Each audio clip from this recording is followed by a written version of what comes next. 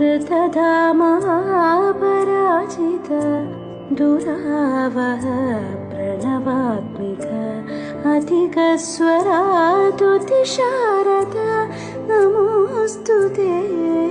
श्यामाम्बरं मुखसागरं तुलसीदलम् अतिसुन्दरम् कनकासुखं नारीवरं शुभदं